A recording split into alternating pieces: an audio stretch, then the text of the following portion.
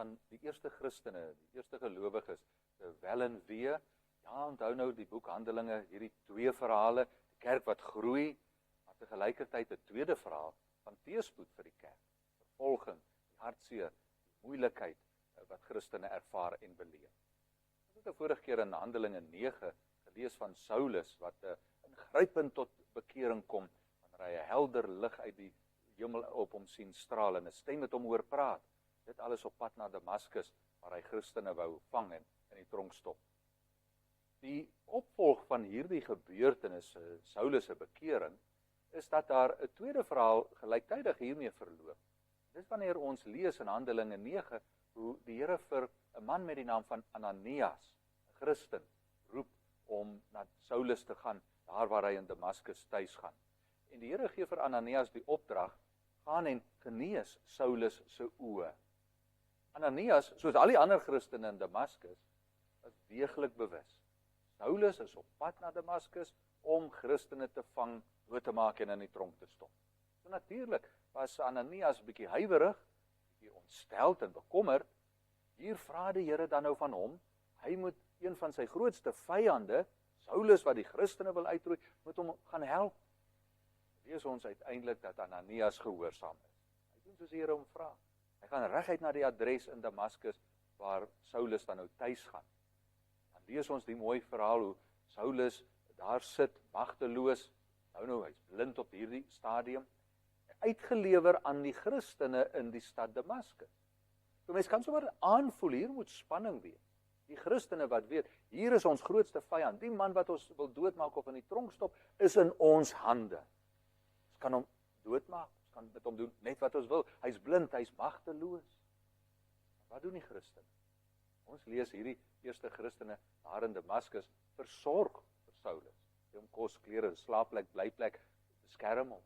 En uiteindelik as Ananias daar aankom, dan genees Ananias Saulus se oë, sodat Saulus weer kan sien.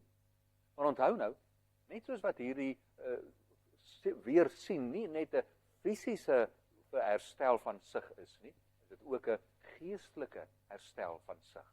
Nou kan Saulus waarlik geestelik met sy geestelike oë sien wie Jesus is.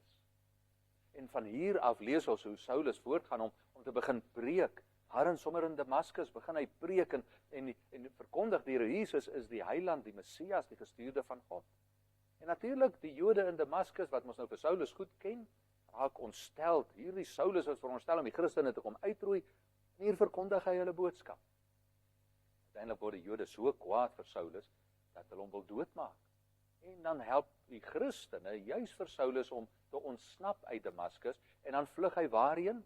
Mense nou dink hy moet koers kies na daar waar geen mens hom sal kan opspoor nie.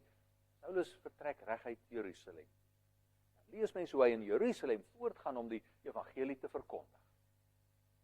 Die interessante is dat Saulus so preek, meer mense tot bekering kom, en ons lees in Handelinge 9 hoe die kerk dan nou juis ook groei. En mense nou kon vra, hoe is dit moontlik dat hierdie Saulus, wat so aktiewe vervolger van die Christene was, nou skielik so aktiewe sendeling vir die Christene word? Geleerdes sê, daar's 3 redes waarom Saulus skielik so begin preek. Natuurlik dankbaarheid. Dankbaarheid omdat hy besef, ja, die Here Jesus se bloed het ook vir my gevloei, sy vergifnis is ook vir my bedoel, en daarvoor is ek dankbaar. Hy dankbaarheid preek en verkondig hy die evangelie. Tweede rede is, dalk 'n stukkie skuldgevoel. Hierdie Saulus wat die Christene vervolg het, voel dalk skuldig oor die leed wat hy die Christene aangedoen het. En dalk wil hy nou probeer opmaak deur soveel as moontlik mense tot die Christendom te bekeer, uit skuldgevoel vir wat hy in die verlede verkeerd gedoen het. Maar daar is ook 'n derde rede. Saulus se eie bekommernis oor wat sal tog van die heidene word.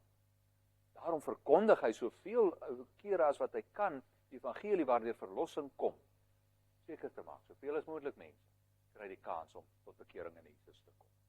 Pragtige verhaal van 'n gelowige wat ywerig die evangelie verkondig. Dat dit behoort ook vir ons 'n voorbeeld te wees, dat ons ook uit dankbaarheid, bekommernis, miskien uit skuldgevoel, aanhou die wonderlike boodskap van verlossing in Jesus Christus met almal te deel. Kom luister die volgende keer verder.